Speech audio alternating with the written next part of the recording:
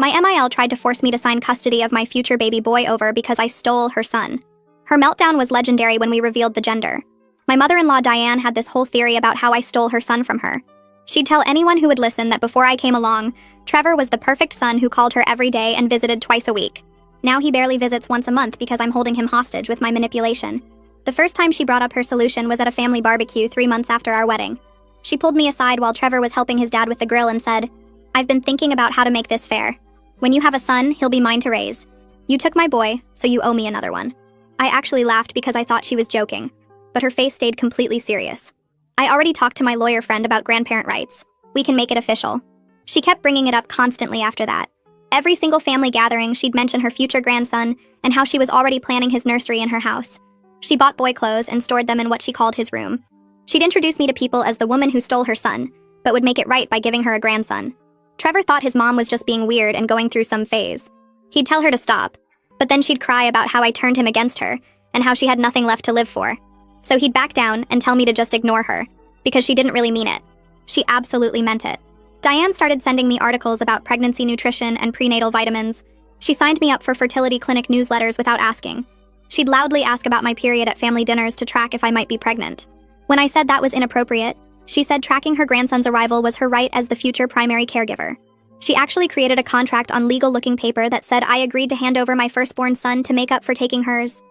She brought it to Thanksgiving dinner and tried to make me sign it in front of everyone. When I refused, she started sobbing about how I was destroying her life twice, first by stealing Trevor and now by denying her a replacement son. Things escalated when she found out I was actually pregnant. Trevor had wanted to wait to tell people, but someone from my job saw us at the ultrasound place and word got back to Diane somehow. She showed up at our house at 10 at night with a minivan full of baby stuff, all of it blue. "I knew you were hiding my baby from me," she said, trying to push past me with an armload of boy clothes. When I told her we didn't know the gender yet, she said she had prayed for a boy, and God wouldn't betray her like we had. She started coming to all my doctor appointments without being invited. She'd just show up and tell the staff she was the primary guardian preparing to take custody. She told my actual doctor that I was just a surrogate carrying her son's baby for her. The medical staff had to call security twice because she kept insisting she had legal rights to be in the room. She joined pregnancy groups online pretending to be pregnant herself, posting about how her surrogate was being difficult, and asking for advice on getting custody of the baby immediately after birth. The climax came at my baby shower. She sent out invitations that said, "Celebrating Diane's new son," with no mention of me at all. The decorations were all pictures of Trevor as a baby with signs saying, "Getting my baby back," and "My second chance." She'd set up 2 gift tables, one labeled Diane's baby, and one labeled the surrogate. When guests arrived, she thanked them for supporting her journey to motherhood again. She kept referring to me as the vessel and herself as the real mother. She'd prepared this whole speech about how God gave her this opportunity to raise another son, after I selfishly took her first one. People were looking around completely confused and uncomfortable. Then she brought out her masterpiece, a massive poster board with her custody plan timeline. Week 1, baby moves in with her. Month 1, I'm allowed supervised visits. By year 1, the baby would call her mama and me by my first name. She'd actually laminated little cards for guests that explained the transfer process and how they should address her as the baby's mother going forward. That's when my sister-in-law Julia, who'd been recording everything on her phone for weeks because she thought no one would believe how crazy Diane was, finally had enough. Julia stood up and said, "Diane, since you love contracts and legal documents so much, let me read you something." She pulled out her phone and started reading from our state's grandparent rights law. Grandparents have no automatic rights to custody or visitation. They cannot take a child from fit parents. What you're describing is kidnapping. Julia kept going, reading case after case where grandparents tried to get custody and failed.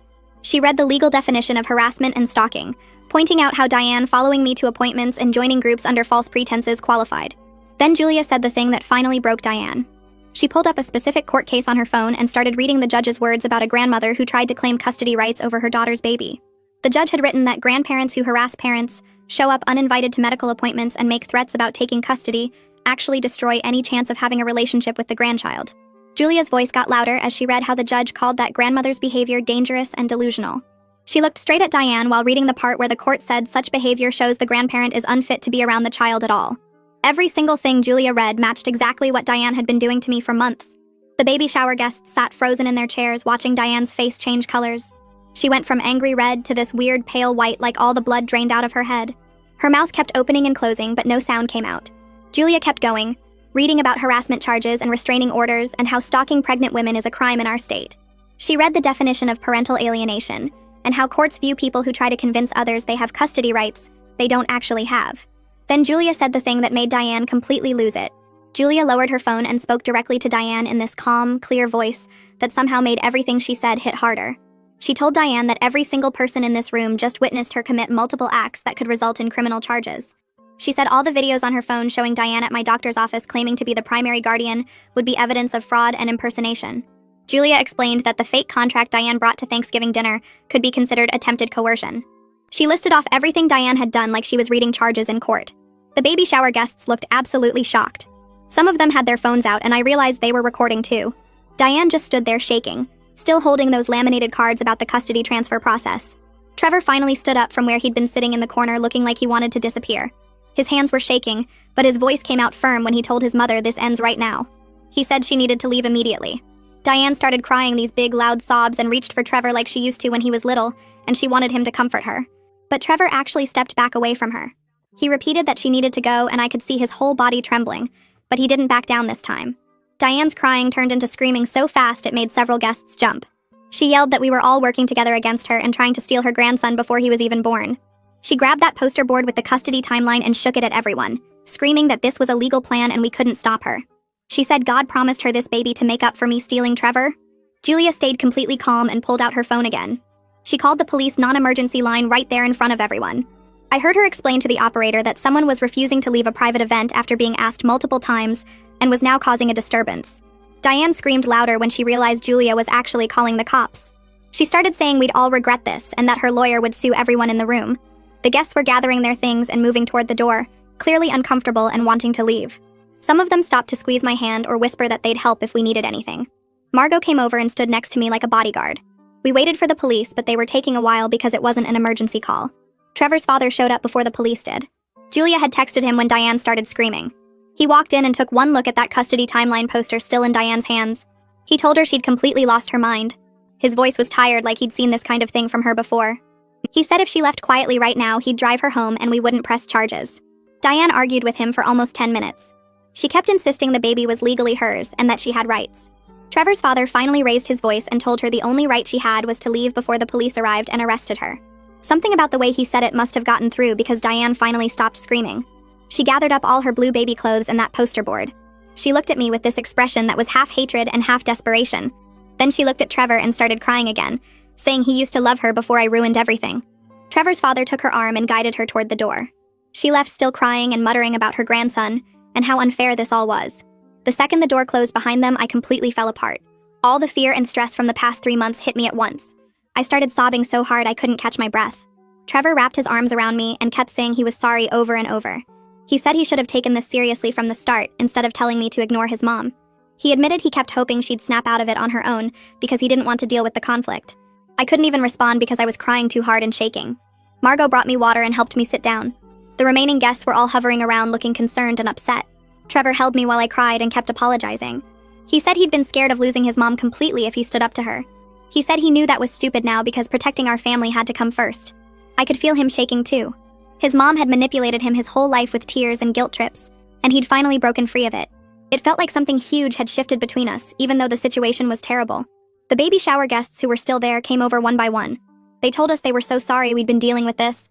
Several people offered to write statements about what they witnessed if we needed them for legal reasons. One woman said she had photos of the poster board and the 2 gift tables labeled for Diane's baby and the surrogate. Another guest said she'd recorded part of Diane's speech about being the real mother. Everyone was being so supportive and kind. They helped gather up the gifts and take down Diane's creepy decorations. Someone found the laminated cards Diane had made and showed them to everyone. The cards actually had instructions for guests about addressing Diane as the baby's mother and referring to me by my first name only. It was disturbing to see it all written out like that. Margot stayed after everyone else left. She helped me clean up and kept checking to make sure I was okay. We threw away all of Diane's decorations and the custody timeline poster. Margot asked if I wanted her to stay the night, but I said Trevor and I needed to talk. She hugged me for a long time before leaving. That night, Trevor and I had the most honest conversation we'd ever had about his mother. We sat on the couch for hours talking about her behavior and his role in letting it continue. Trevor admitted he'd been making excuses for his mom his whole life. He said she'd always been controlling and manipulative, but he learned early to just give in because fighting her was exhausting. He told me about times when he was younger when she'd threatened to hurt herself if he didn't do what she wanted. He said he'd been terrified of being responsible for his mom's death or mental breakdown, so he'd just kept appeasing her and telling himself she didn't really mean the extreme things she said. He looked at me with tears in his eyes and said he'd put that pattern onto our situation with the baby. He'd convinced himself she was just excited and would calm down eventually. He said watching her tonight made him realize she was never going to stop on her own. She actually believed the baby was hers, and that she had legal rights to take custody. Trevor said he was scared of what she might try to do after the baby was born. We talked about getting legal protection and making sure the hospital knew not to let her anywhere near us. I told him I was scared too, but also relieved that he finally saw how serious this was. The next morning, we met with Dominic Taylor at his law office. Julia had recommended him because he specialized in family law and restraining orders. Dominic was maybe 40 with gray starting in his hair, and this calm way of talking that made me feel less panicked. We showed him all of Julia's videos from the past few weeks. He watched Diane at the baby shower presenting her custody timeline and calling me the surrogate. He looked at photos of the poster board and the laminated cards.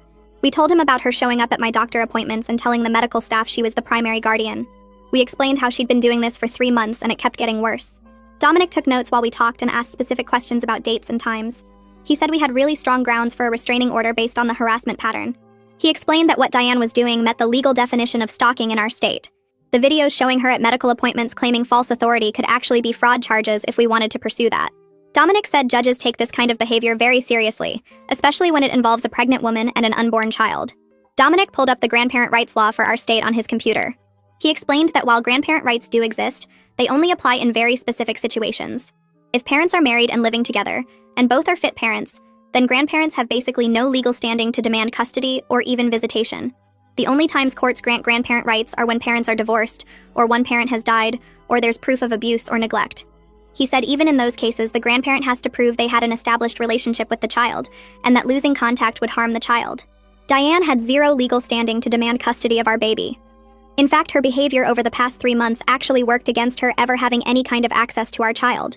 Dominic said if we ever did decide to let her meet the baby someday, a judge would likely order supervised visits only based on her documented harassment and delusions. He told us the fake contract she tried to make me sign had no legal validity whatsoever. Grandparents can't contract for custody of children who aren't born yet and who have fit parents. The whole thing was completely made up in Diane's head, but she'd convinced herself it was real. We talked about our options for protecting ourselves. Dominic said we could file for a restraining order right away based on everything that had happened, but he suggested we might want to try sending a formal cease and desist letter first. The letter would be from his law office on official letterhead. It would clearly state that Diane must stop all contact with me immediately. She couldn't call, text, email, or show up at our home or my workplace or my medical appointments. She couldn't post about me or our baby on social media or in online groups. The letter would explain that her behavior constitutes harassment and stalking under state law. It would warn that if she violated any of these terms, we would immediately file for a restraining order and possibly press criminal charges. Dominic said sometimes people respond better to an official legal letter than they do to family members asking them to stop. The letter would make it crystal clear that her behavior was illegal and had to end. If she ignored the letter or violated any of the terms, then we'd have even stronger evidence for the restraining order. Trevor and I talked it over and decided to try the cease and desist letter first. We wanted to give Diane one chance to stop voluntarily before we got the courts involved. Dominic said he'd draft the letter that day and have it sent by certified mail so we'd have proof she received it. The letter arrived at Diane's house 2 days later according to the tracking number. Trevor and I tried to go about our normal routine while waiting to see if she would actually listen to the lawyer's warning. 3 nights after the letter was delivered, I woke up at midnight to the sound of someone pounding on our front door so hard I thought the wood might crack. I grabbed my phone and saw it was exactly 12:03 in the morning. The pounding got louder and then I heard Diane screaming from outside about how we couldn't keep her grandson from her and she had rights. Trevor jumped out of bed and told me to stay in the bedroom while he went to see what was happening. I could hear Diane yelling that she knew we were in there and she wasn't leaving until we gave her back her baby. My hands were shaking, so bad I could barely hold my phone. Trevor came back to the bedroom and said he was calling the police because his mom was completely out of control and he was worried she might break a window or hurt herself. I sat on the floor of our bedroom with my back against the bed listening to Diane scream and bang on the door while Trevor talked to the emergency operator. He had to give our address twice because his voice was shaking. The operator said police were on their way and to stay inside and not open the door. Diane kept yelling about how I was a thief and a liar and how God told her the baby was meant to be hers. She started kicking the door, and I heard something that sounded like she was trying to break the lock. Trevor sat down next to me on the floor and put his arm around me. We could hear sirens getting closer, and then suddenly Diane stopped making noise. By the time the police knocked and identified themselves, everything had gone quiet except for the sound of someone crying on our front porch. Trevor opened the door for the 2 officers who had responded to the call. They asked if we were okay, and then went to talk to Diane, who was sitting on our porch steps sobbing. I stayed inside, but I could hear one of the officers explaining to her that she needed to leave immediately, or she would be arrested for trespassing. Diane told them we were keeping her baby hostage inside the house. The officer asked her to clarify what she meant, and she said her grandson was in there and we wouldn't let her see him. The other officer asked how old the child was, and Diane said he wasn't born yet, but he was hers. Both officers looked confused and came back to talk to Trevor. They asked him to explain the situation, and he told them about the cease and desist letter, and how his mother had been harassing me throughout my pregnancy. He showed them the letter from Dominic on his phone. The officers went back to Diane and spent almost 10 minutes trying to explain that an unborn baby legally belongs to its parents, and she had no right to demand access. Diane kept insisting they didn't understand, and she had talked to a lawyer about grandparent rights. One officer finally told her that she needed to go home right now, and if she came back, she would be arrested. They offered to drive her, but she said she had her car. The officers watched her get in her car and followed her for a few blocks to make sure she actually left. They came back to give us an incident report number and suggested we file for a restraining order in the morning. I barely slept the rest of that night. Every sound made me think Diane was coming back. Trevor and I were at the courthouse when it opened at 8 in the morning. We filled out all the paperwork for an emergency restraining order and attached copies of everything we had, including the cease and desist letter, the incident report from last night, and photos from the baby shower. The clerk said a judge would review it that day, and we should get a call about whether it was approved. We went home and I tried to eat something, but I felt sick. My phone rang at 2 in the afternoon, and it was the courthouse saying the judge had granted a temporary restraining order. Diane was prohibited from coming within 500 feet of us or our home. The order was good for 2 weeks until we could have a full hearing where a judge would decide whether to make it permanent. The clerk said the sheriff's department would serve Diane with the order that day, so she would know about it officially. I felt like I could finally breathe a little bit. Trevor looked relieved but also sad. I knew this was hard for him, even though it was necessary. That evening, Trevor's father called his cell phone. Trevor put it on speaker so I could hear. His dad said he heard about what happened last night and he wanted to apologize for Diane's behavior. He said he should have warned us sooner about how she could get when she became focused on something. Then he told us something I didn't know. He said he divorced Diane 15 years ago, and one of the main reasons was because of her controlling behavior and the way she would become obsessed with things. He said over the years since the divorce he had watched her get worse, and the situation with the baby had pushed her completely over the edge.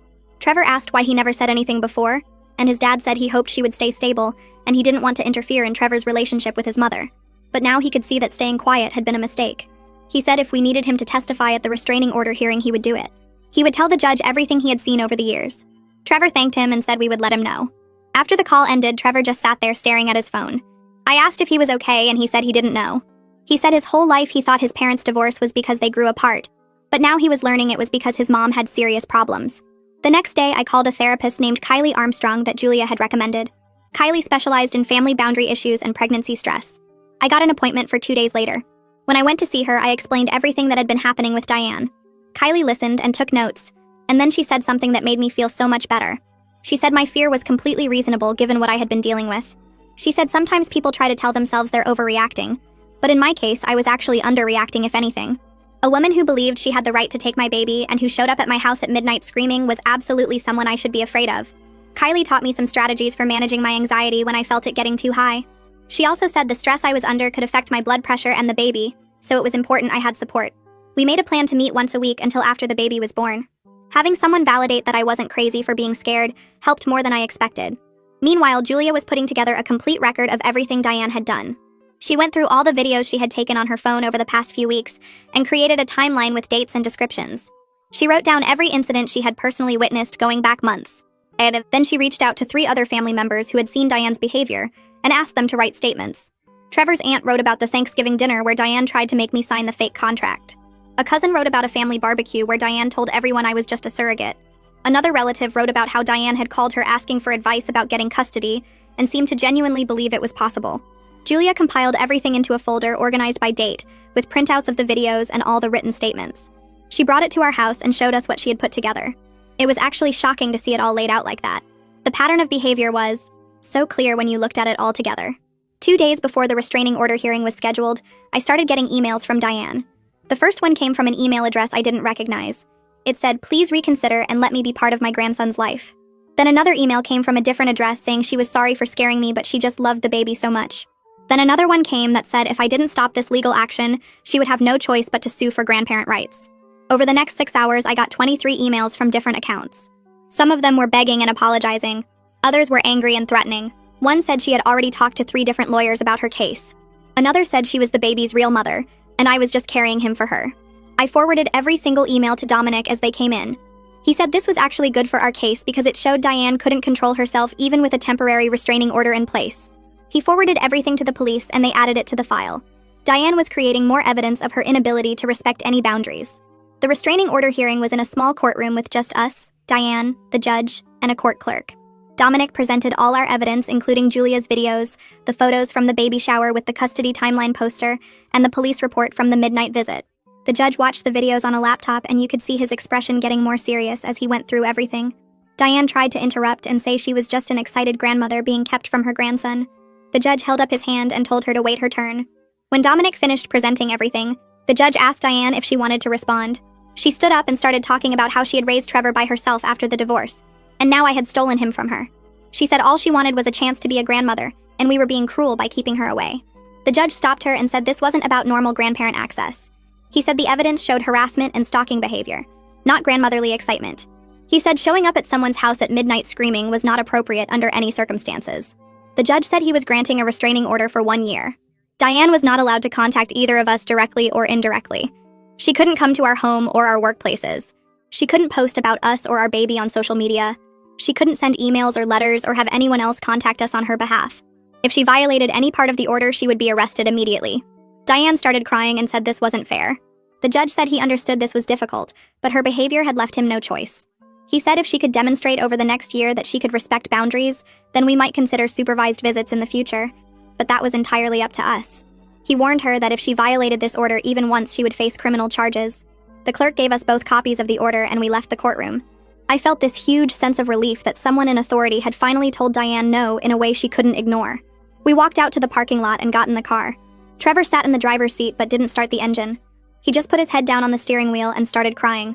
I had never seen him cry like that before. His whole body was shaking. I put my hand on his back and waited. After a few minutes, he said he felt like he was losing his mom. I told him his mom had made choices that led to this, and we were just protecting ourselves. He said he knew that, but it still hurt. He said his whole life he thought his mom loved him, and now he was realizing she had been controlling and manipulative the whole time. He said he felt stupid for not seeing it sooner. I told him it wasn't his fault, and that recognizing the truth now was what mattered. We sat in that parking lot for 20 minutes while Trevor cried and I held him. Finally, he said we should go home. He said this was painful but necessary, and he knew we were doing the right thing for our family. I said we would get through this together. He started the car and we drove home knowing we finally had legal protection, but also knowing the cost of getting it had been high. The next few days felt strange, like we were living in this bubble where we could finally breathe, but also waiting for something else to happen.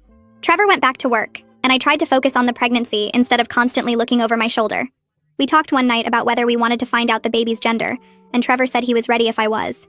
I realized I wanted to know, wanted to celebrate this baby without Diane's fantasy hanging over everything. We called Margot and asked if we could do a small gender reveal at her place the following weekend, just our closest people who had supported us through all of this. She got excited and said she would make a cake and we could keep it simple and happy. We invited Julia and her family, Trevor's father, and a few of our friends who knew what we had been dealing with. The morning of the party, my doctor's office called with the results, and I gave them to Margot, so she could make the cake the right color.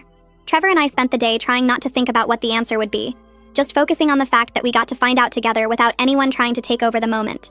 We arrived at Margot's house around 2 in the afternoon, and everyone was already there. The living room decorated with simple yellow and white balloons, since we hadn't told anyone the gender yet. Margot brought out this beautiful cake covered in white frosting with question marks piped on top, and everyone gathered around with their phones ready to record.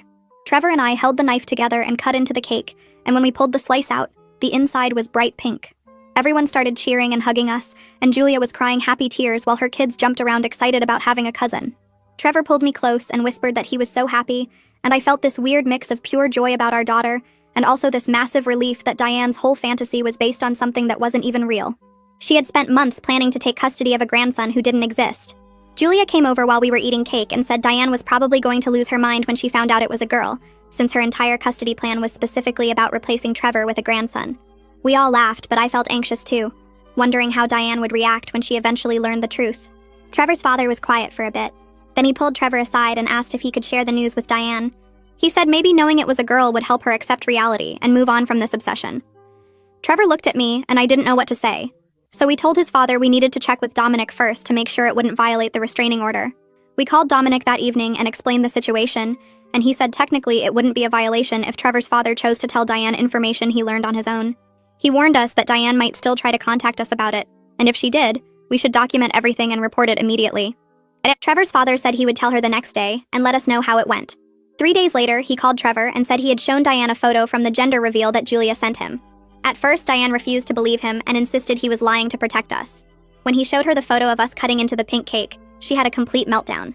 She threw her phone across the room and started screaming that we had known all along and deliberately led her on just to hurt her. Trevor's father said he had never seen her that angry, that she was convinced we had somehow paid off the ultrasound technician to lie about the gender just to humiliate her. He said she ranted for over an hour about how we were evil and cruel, and she would find a way to prove we were lying. The next morning, I woke up to 17 new emails from an account I didn't recognize. They were all from Diane, sent between 2 and 5 in the morning, and they were completely unhinged. She wrote that she knew we had always known it was a girl, and we strung her along on purpose. She said we probably paid the doctor to fake the ultrasound results just to torture her. She claimed we were going to pay for what we did to her, that karma would come for us, that God saw what we were doing. The emails got more and more disconnected from reality as they went on, talking about how we stole her son, and now we were stealing her chance at redemption. I forwarded all of them to Dominic, and he said to send them to the police right away as restraining order violations. We drove to the police station and showed an officer everything, and he said he would go to Diane's house that day to give her a formal warning. He said one more contact attempt and she would be arrested immediately. Trevor's father called that afternoon and said the police had been there, and Diane was scared enough that she finally seemed to understand she had to stop. He said she deleted all her email accounts and promised she wouldn't try to reach us again. The officer called us later to confirm the warning was delivered and Diane understood the consequences. After that, Diane went completely silent. No emails, no calls, no showing up anywhere. Trevor's father said she barely left her house for a week, just stayed inside and didn't talk to anyone. The silence was almost as weird as the harassment had been, like we kept waiting for the next thing to happen. But weeks went by and nothing did. I could go to my doctor appointments without checking the waiting room for her face. I could go to the grocery store without worrying she would corner me in an aisle. The last 2 months of my pregnancy were peaceful in a way I hadn't experienced since before Diane found out I was expecting. Trevor and I took a childbirth class at the hospital on Tuesday evenings, learning breathing techniques and labor positions. The other couples in the class would talk about their families and who was coming to visit after the baby arrived, and we would just smile and not mention that we had a restraining order against Trevor's mother. I kept seeing Kylie every other week, and we worked on strategies for protecting our boundaries after the baby came. She helped us create a clear plan for who could visit and when, what information we would share on social media, how we would handle anyone who tried to push our limits. Trevor practiced saying no without explaining or justifying, just a simple no that didn't leave room for argument. We decided together that we wanted to keep the baby's birth completely private from extended family until we were ready to share the news ourselves. We didn't want anyone showing up at the hospital or posting about it online before we had time to adjust to being parents. We told Margot and Julia they were the only ones who would know when I went into labor, and they would help us manage communication with everyone else. Margot said she would bring us food and supplies but wouldn't overstay her welcome, and Julia promised to run interference if anyone started asking questions. We felt ready, or as ready as anyone can feel before their first baby arrives. The nursery was finished with soft yellow walls and white furniture, clothes washed and folded in the dresser, car seat installed and inspected. We had done this without Diane trying to take over every decision, without her showing up with blue outfits and custody demands. Our daughter would come home to a peaceful house with parents who knew how to protect her, and that felt like the best gift we could give her. I woke up at 2 in the morning 3 days before my due date with my water breaking all over our bed. Trevor jumped up and started grabbing the hospital bag we'd packed weeks ago, while I called Margot to let her know it was happening. The contractions started getting stronger during the 20-minute drive to the hospital, and Trevor kept one hand on the wheel and one hand holding mine while he called Margot again to activate our communication plan. When we got to the maternity ward, the nurse checked my file and I saw her make a note on her computer before she picked up the phone. She told someone that the patient with the security alert had arrived and they needed someone at the desk right away. A security guard showed up within 5 minutes, and the nurse explained to us that they'd flagged Diane's name and description in the system, so if anyone matching her information tried to get up to our floor, security would stop them before they reached the maternity ward. The next 12 hours were the hardest physical thing I'd ever done, but Trevor stayed right next to me the whole time, letting me squeeze his hand until I thought I might break his fingers. When Kendall finally arrived at 2 in the afternoon, tiny and perfect and screaming, the nurse put her on my chest and I couldn't stop crying. Trevor was crying too when he got to hold her for the first time, just staring at her face like he couldn't believe she was real. We spent those first few hours just being together as our new family of 3, taking a million photos on our phones but not sending them to anyone yet. The nurses kept the door closed and only came in when necessary, giving us privacy to just be with our daughter without the world knowing she'd arrived yet. On day 2 in the hospital, a nurse came in during her morning rounds and mentioned something while checking my blood pressure. She said someone had called the main hospital line earlier asking about patients matching our description, but hospital policy didn't let them confirm any patient information to anyone not on our approved visitor list. The nurse said the caller had been a woman who sounded older and kept insisting she was the grandmother and had rights to know if her grandson had been born. We looked at each other and knew immediately it was Diane. but she never actually showed up at the hospital in person. The security guard told us later that they'd been watching for her specifically, and she must have realized the restraining order meant she'd be arrested if she tried to come inside. That night, I finally relaxed enough to sleep for more than an hour at a time, knowing that Diane couldn't get to us or Kendall no matter how hard she tried. We brought Kendall home after 2 days when the doctor cleared us to leave. Margot had already been to our house that morning to make sure everything was ready and check that there were no signs anyone had been around our property. She'd put fresh sheets on our bed and stocked the fridge with easy meals and left a note on the counter welcoming us home. The next few weeks were completely exhausting in ways I hadn't imagined, learning how to change diapers and figure out why Kendall was crying and function on 2 hours of sleep at a time. But it was also kind of magical because we got to do it without anyone showing up uninvited or criticizing our choices or trying to take over. Trevor's confidence as a dad grew every day as he learned to calm Kendall down when she was fussy and give her bottles when I needed to sleep. We took walks around the neighborhood with Kendall in her stroller and went to her pediatrician appointments without worrying that someone would be waiting in the parking lot. It felt like what becoming parents were supposed to feel like, just us figuring things out together without constant interference. 3 weeks after Kendall was born, Trevor's father sent a text asking if he could meet his granddaughter. We talked about it for a few days and then discussed it with both Kylie and Dominic to make sure we were making a safe choice. They both said that supervised visits with clear boundaries were reasonable, as long as we felt comfortable, and Trevor's father had proven over the past months that he could respect our limits. We agreed to have him come to our house on a Saturday afternoon with the understanding that the visit would be short, and he couldn't take any photos to share with Diane. When he arrived, he brought a simple gift, a soft stuffed bunny, and asked permission before picking Kendall up. He held his granddaughter gently for about 20 minutes, talking to her softly, and not asking us invasive questions about our parenting, or making demands about future visits. When Kendall started getting fussy, he handed her back to me right away, and thanked us for letting him meet her before leaving exactly when we'd agreed the visit would end. Trevor seemed relieved after his dad left, like maybe it was possible to have some family relationships that worked even after everything with Diane. We waited until Kendall was 6 weeks old before sharing her birth announcement on social media with strict privacy settings that only let our approved friends see the post.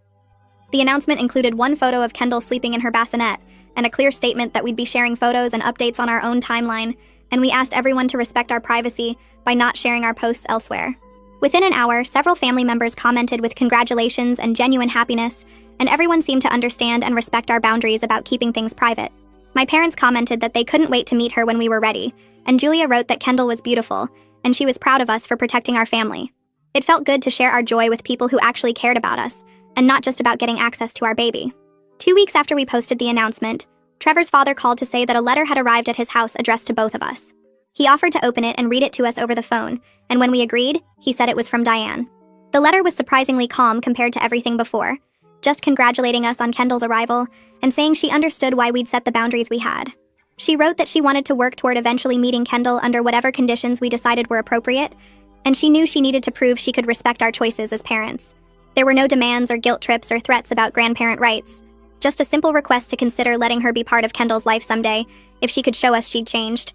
We told Trevor's father we needed time to think about it and asked him to hold on to the letter for now. That night, after Kendall went to sleep, Trevor and I sat at the kitchen table trying to figure out if Diane's letter meant genuine change, or if it was just a new way to manipulate us. We called Dominic the next day and then had a video session with Kylie to talk through what the letter might mean. Kylie said that sometimes people do actually change when they face real consequences, and lose something important to them, and the restraining order plus the reality that Kendall was a girl instead of the grandson Diane had obsessed over might have finally forced her to accept things. But Kylie also warned us that change takes sustained effort over time, not just one nice letter, and we shouldn't make any decisions based on words alone. Dominic agreed and said that if we wanted to leave the door open for future contact, we should make it conditional on Diane doing actual therapeutic work and proving through consistent behavior that she understood why what she'd done was wrong. After talking it over for another week and discussing it again with both Kylie and Dominic, we decided to send a response through Dominic's office so it would be official and documented. The letter stated that we were willing to consider supervised contact in the future if Diane completed therapy with a licensed professional and demonstrated consistent respect for our boundaries over a period of at least 6 months. We made it really clear that this wasn't a promise or a set timeline, just a possibility if she did the actual work to change her behavior and thinking patterns. We also said that any future contact would be entirely on our terms and schedule, and we reserved the right to end contact again if she violated boundaries or made us uncomfortable. Dominic sent the letter to Trevor's father's address with instructions to give it to Diane, and then we waited to see what would happen next. 3 weeks later, Trevor's father called to report that Diane had enrolled in therapy and had been attending weekly sessions with a therapist who specialized in family relationships and boundary issues. He said she'd given him permission to confirm her attendance with us, and that she seemed to be genuinely working on understanding why her behavior had been harmful and scary. According to him, Diane had even talked in one of their recent conversations about how she'd been so focused on her own pain about losing Trevor that she couldn't see how she was hurting us and putting Kendall at risk. We told Trevor's father we appreciated the update, but we were going to stay cautious and see if Diane could maintain this progress over time before we made any decisions about contact. Trevor seemed both hopeful and skeptical after the call, wanting to believe his mom could actually change, but also protecting himself from disappointment if this turned out to be temporary. Kendall turned 3 months old on a Tuesday, and I spent the morning watching her discover her hands like they were the most amazing things in the world. She'd hold them up in front of her face and stare at them for minutes at a time, opening and closing her tiny fingers. Trevor came home from work early just to hang out with us, and we laid on a blanket on the living room floor while Kendall kicked her legs and made happy noises. The best part was that I didn't spend the whole time looking over my shoulder or checking my phone for crazy messages from Diane. We could just be parents without all the fear and stress that had taken over my entire pregnancy. My body had recovered from the birth better than I expected, and the doctor said everything looked good at my last checkup. But the bigger recovery was mental, not having to deal with Diane's constant harassment and threats. I could actually enjoy being a mom instead of feeling like I had to protect Kendall from someone who wanted to steal her. Trevor started going to therapy around the same time, meeting with a counselor twice a week to work through everything with his mother. He'd come home from sessions looking tired but also lighter somehow, like he was finally putting down weight he'd been carrying for years. One night after Kendall went to sleep, he told me his therapist had helped him see how he'd been making excuses for Diane's behavior since he was a kid. Anytime she did something controlling or manipulative, he'd convince himself it was because she loved him so much or she was just worried. His therapist called it enabling, and Trevor was learning to recognize when he fell into those old patterns. He practiced setting boundaries in therapy, role-playing conversations where he stood firm instead of backing down when Diane cried or guilt-tripped him. I could see the difference in how he talked about his mom now. He still felt sad about the whole situation, but he wasn't making excuses for what she'd done or suggesting we should just give her another chance without real proof of change. We celebrated Kendall's 3-month milestone with a small gathering at our house on Saturday afternoon. Margot brought a chocolate cake she'd made, and Julia came with her kids who were fascinated by how tiny Kendall was. Trevor's father showed up right on time with a wrapped present under his arm. He asked if it was okay to take a few photos before he even pulled out his phone, and he sent them just to Trevor instead of posting them anywhere online. While Kendall napped in her bassinet, Trevor's father mentioned that Diane had asked about her a few times, but in a normal way, just wondering how she was doing. He said Diane hadn't made any demands about wanting to see Kendall or complained about being kept away. She'd even stopped bringing up the whole grandson fantasy, and seemed to accept that Kendall was a girl, and that we were her parents. It felt like progress, even though we all knew it was still early and Diane could backslide at any point. The restraining order was set to expire in 9 months, and Trevor and I had been talking about whether we should renew it or let it lapse. We scheduled a meeting with Dominic at his office to get his legal opinion on the best approach. He pulled out the file with all the documentation from the original hearing and reminded us how serious Diane's behavior had been. Then he said that the point of a restraining order wasn't punishment, it was protection, and we needed to decide if we still needed that level of legal protection. Dominic explained that we could always file a new restraining order if Diane started up again, but letting this one expire might give her incentive to keep behaving appropriately. He suggested we make it clear through Trevor's father that any future contact would depend entirely on Diane respecting our boundaries, and that we'd go right back to court if she violated our trust. We left his office feeling like we had options instead of being locked into one path, which made the whole situation feel more manageable. When Kendall was 4 months old, I went back to work part-time, just 3 days a week to start. My boss had been really understanding about everything that happened during my pregnancy, and she'd kept my position open even though I'd taken more time off than originally planned. It felt good to put on work clothes and have conversations about projects and deadlines instead of diapers and feeding schedules. I loved being Kendall's mom, but I also needed to be myself sometimes, and work gave me that space. Trevor and I had worked out a childcare routine where his father watched Kendall 1 day a week. Margot took her another day, and we used a daycare near my office for the 3rd day. It took some adjusting to get the timing right and figure out all the logistics of bottles and backup clothes and nap schedules. But we got into a rhythm pretty quickly, and I was surprised by how much Trevor and I had grown as both individuals and as a team through everything we'd been through with Diane. Julia stopped by one afternoon with her 2 kids, and we sat in the backyard while the older ones played on Kendall's baby gym.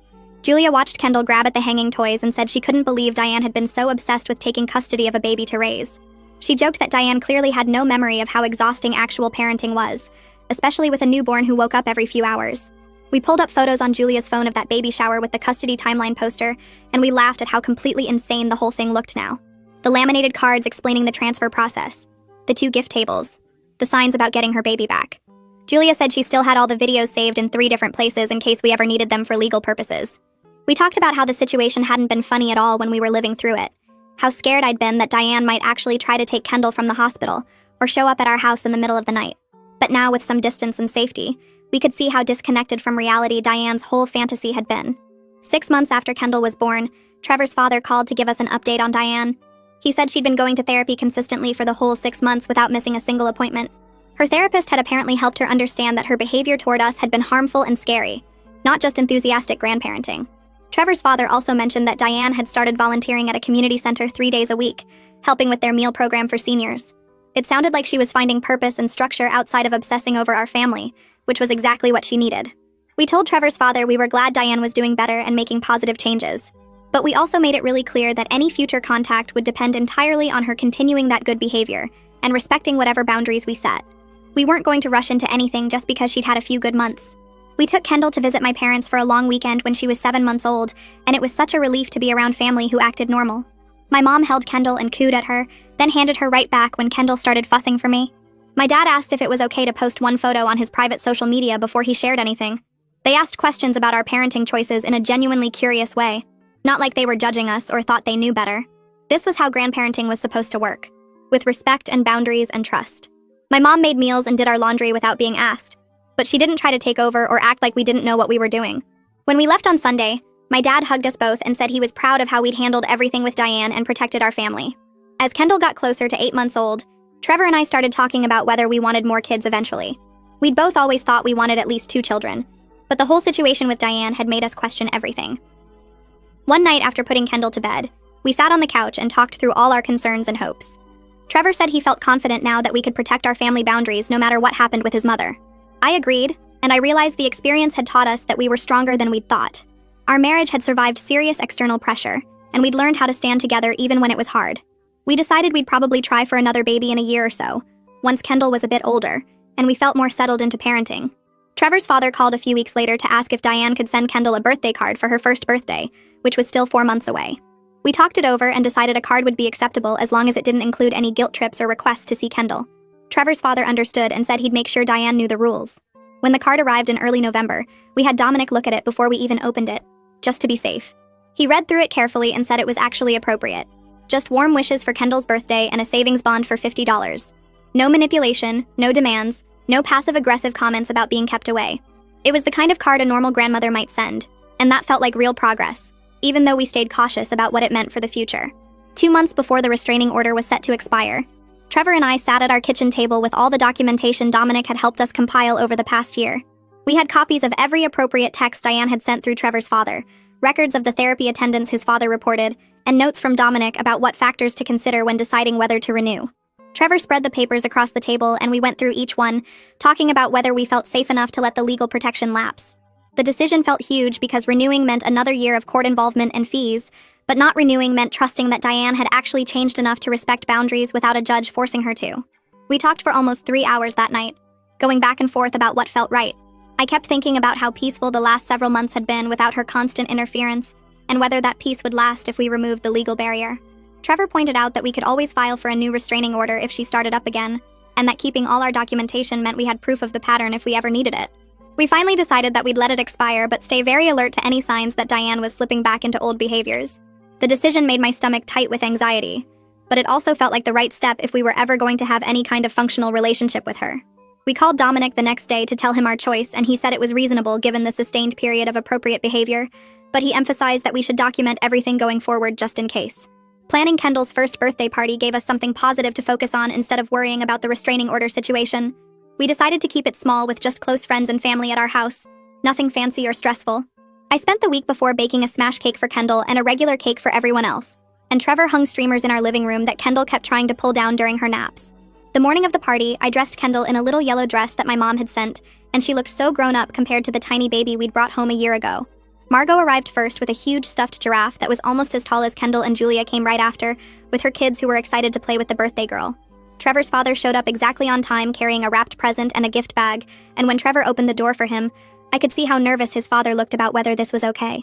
Trevor hugged him and thanked him for coming, and his father's whole body relaxed. During the party, Trevor's father sat on our couch and held Kendall when she got tired of all the attention, and he was so gentle with her that I felt glad we'd included him. When it was time for presents, he handed us the wrapped box first, and inside were a dozen framed photos of Trevor as a baby and toddler. He explained that he thought we might want them for Kendall's baby book so she could see pictures of her dad at her age, and he'd made sure to pick ones that didn't include Diane. The gesture was so thoughtful and careful about our boundaries that I actually got a little teary. The gift bag had a savings bond for Kendall's future and a card that just said he was proud of the parents we'd become.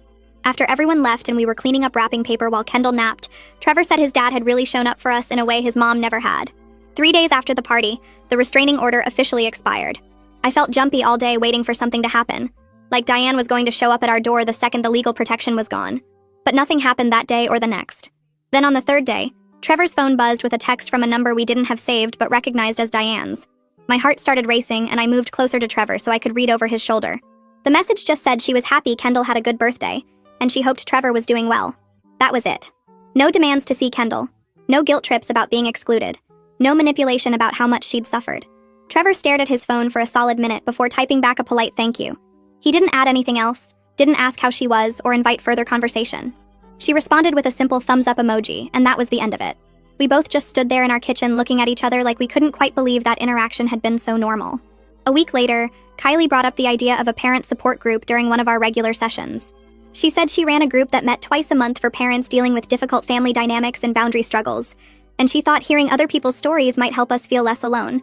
Trevor and I talked about it on the drive home and decided to try one meeting to see if it felt right. The first meeting was at a community center near Kylie's office, and there were 8 other parents sitting in a circle when we arrived. Kylie did introductions and explained that everything shared in the group stayed confidential, and then she asked if anyone wanted to start. A woman named Sarah talked about her father who kept showing up at her kids' school despite being told not to, and a man named Mike shared about his mother who created fake social media accounts to spy on his family. When it was our turn, Trevor and I took turns explaining the situation with Diane and the restraining order and the baby shower incident. People in the group nodded like they understood exactly what we meant, and afterwards 3 different people came up to say they'd dealt with similar situations. Going to that group every other week became something we actually looked forward to, because it helped to know we weren't the only ones navigating this kind of family mess. We shared strategies that had worked for us, like having Dominic review messages and keeping detailed documentation, and we learned new approaches from other parents who'd been dealing with boundary issues for years. One couple told us about their system for supervised visits that gave us ideas for if we ever decided to let Diane see Kendall. By the time Kendall was 18 months old, our life had settled into a rhythm that felt stable and healthy. Trevor had weekly phone calls with his father that didn't involve any drama, or Diane trying to use him as a messenger. His father came over every few weeks to spend time with Kendall, and he'd started teaching her to recognize animals in picture books. Trevor told me one night that his relationship with his dad was better now than it had been in years, because they'd both learned to have boundaries with Diane, instead of just managing her chaos. I'd gone back to work part-time and found a daycare we loved where Kendall was thriving and making little toddler friends. Our house felt peaceful in a way it never had during my pregnancy, when I was constantly stressed about Diane's next move. We had date nights again and talked about things other than legal strategies and safety plans. The support group had helped us process a lot of the trauma from that first year, and we both felt stronger as individuals and as a couple. When Trevor's father asked if we'd consider a supervised visit between Diane and Kendall, we didn't immediately say no, like we would have 6 months earlier. He explained that Diane had been in therapy consistently for a full year, and her therapist thought she'd made real progress in understanding why her behavior had been harmful. He showed us his phone with a text thread between him and Diane, where her messages were brief and appropriate. Nothing like the obsessive rambling from before. We told him we needed time to think about it and discuss it with Kylie and Dominic. In our next therapy session, Kylie helped us work through our fears about letting Diane near Kendall, and our hopes that maybe she really had changed enough to have some kind of relationship. We made a list of conditions that would need to be met for us to feel safe, including that the visit had to be at a neutral public location. Trevor's father had to be present the whole time, and it could only last an hour. Dominic reviewed our conditions and said they were reasonable and gave us good protection. We told Trevor's father we'd agree to one visit under those specific terms, and if Diane violated any boundary, there wouldn't be a second chance. The visit happened at a park near Trevor's father's house on a Saturday morning when the weather was nice. We arrived first and picked a picnic table in a visible area where other families were around. Trevor held Kendall on his lap while we waited, and I could feel how tense he was, even though he was trying to act calm. When Diane walked up with Trevor's father, she looked smaller than I remembered, less threatening somehow. She sat down across from us and said hello in a quiet voice, not reaching for Kendall or making demands. For the first few minutes, nobody really knew what to say. Trevor's father asked Kendall if she wanted to see the ducks, and that broke some of the awkwardness. Diane watched Kendall toddle around near the pond and made a few comments about how pretty she was, but she didn't try to pick her up or call herself grandma or anything that would have crossed our boundaries. When Kendall brought a stick back to the table, Diane smiled but waited for Kendall to approach her instead of grabbing at her. The whole visit felt stiff and uncomfortable, but it wasn't the nightmare I'd been afraid of. Diane asked Trevor a couple questions about his job and told me my hair looked nice, just normal small talk that didn't veer into manipulation territory. When the hour was up, we said goodbye, and Diane thanked us for letting her come. She didn't argue when we started to leave or try to negotiate another visit right then. 2 days later, Trevor got a text from Diane that said, "Thank you for the chance to meet Kendall, and she was sorry for how she'd acted before." The message acknowledged that her previous behavior had been wrong and said she was grateful we were willing to give her any opportunity at all. Trevor showed me the text, and we both studied it, looking for hidden manipulation or guilt trips, but it really did seem genuine. He sent back a brief response saying he appreciated her acknowledgement and we'd be in touch.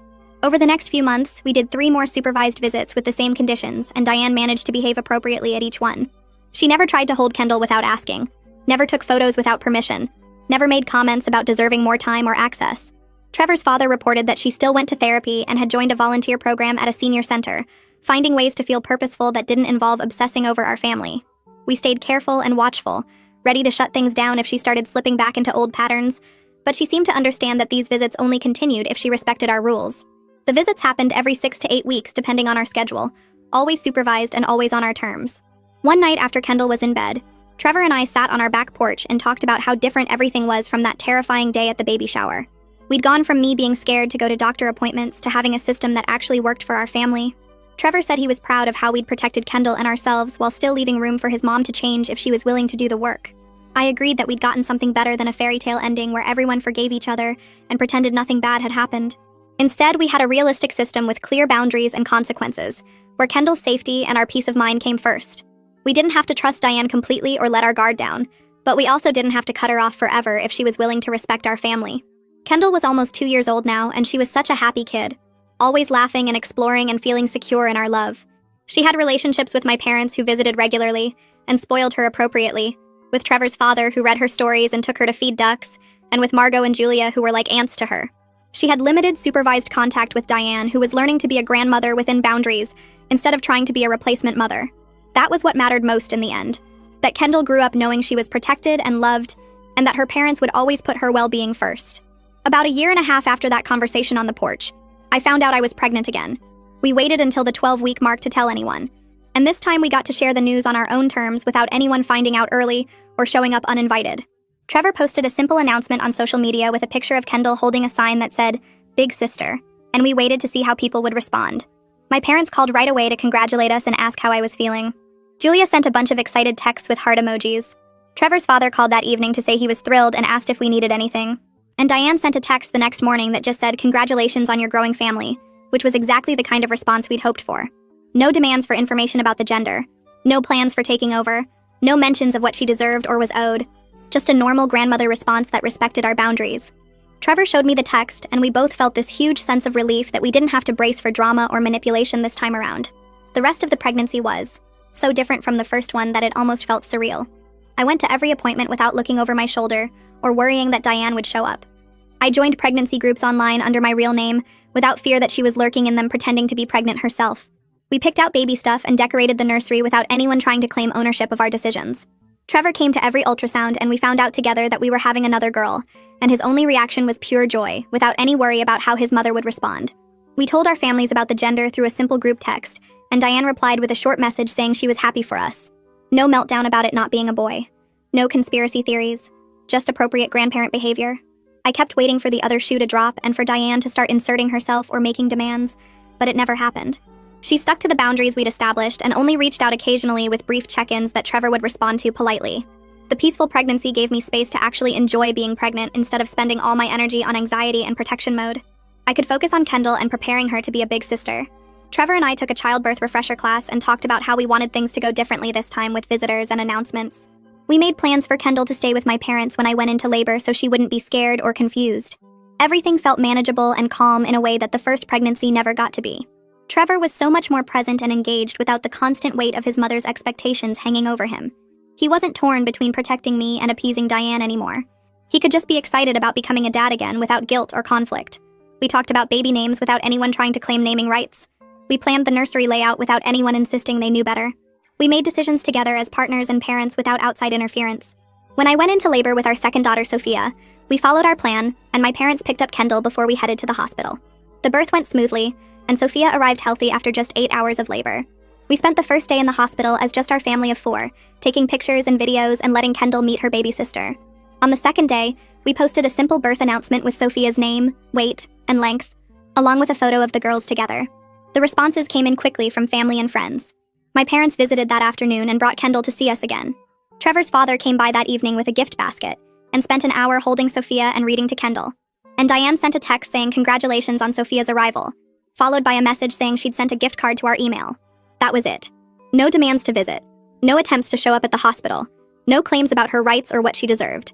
Just appropriate responses that respected the boundaries we'd worked so hard to establish. When we brought Sophia home, Trevor's father asked if he could visit the following weekend, and we said yes because he'd proven over and over that he understood and respected our rules. He came over on Saturday afternoon, held Sophia gently, played with Kendall, and left after a couple hours without overstaying or pushing for more access. Life settled into a new normal with 2 kids under 3. Kendall adjusted to being a big sister with some typical toddler jealousy, but mostly excitement about helping with the baby. Trevor and I figured out how to manage 2 different sleep schedules and twice as many diapers and all the chaos that comes with adding another child. And through it all, the boundaries we'd established with Diane held.